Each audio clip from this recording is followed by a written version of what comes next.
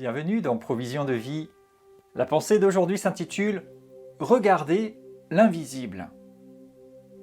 2 Corinthiens 4 et au verset 18, il est dit « Nous regardons, non point les choses visibles, mais les invisibles, car les choses visibles sont passagères et les invisibles sont éternelles. » Et en fait, juste avant, il disait « Nos afflictions du moment présent produisent pour nous, au-delà de toute mesure, un poids éternel de gloire. » Ici, c'est Paul, l'apôtre, qui s'exprime.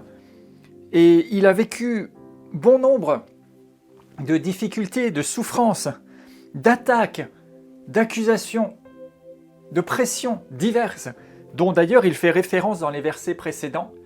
Mais dans tout cela, il savait regarder au-delà. Il ne s'arrêtait pas seulement à ce qui se passait, à ce qu'il voyait, à ce qui était évident à l'instant présent, qui parfois pouvait sembler désespéré, complètement dépassé. Mais en fait, il regardait au-delà de tout cela et il s'attachait à ce qu'il va donner en conclusion aux choses invisibles. Peut-être par moments, il se passe différents événements, mais ce n'est pas la fin. Nous ne sommes pas désespérés. Pourquoi ? Parce que même quand les choses visibles sembleraient désespérées, sembleraient extrêmes, les invisibles, c'est celles qui durent, c'est celles qui sont éternelles. Et nous savons que nous avons auprès du Père toute richesse, toute provision, toute nécessité est tellement au-delà.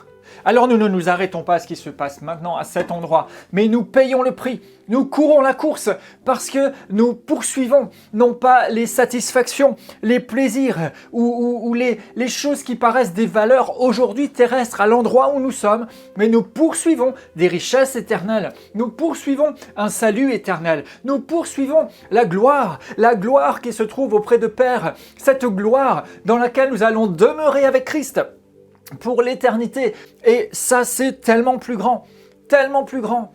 Quelles que soient les choses visibles que vous avez maintenant devant vous, que vous traversez peut-être, rappelez-vous, ça n'est que passager. Ça n'est que passager.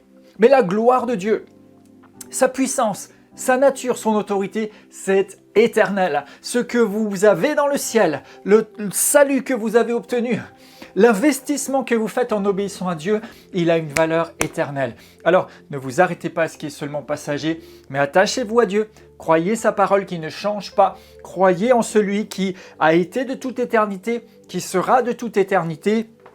Confiez-vous en lui et la récompense est là pour celui qui est fidèle.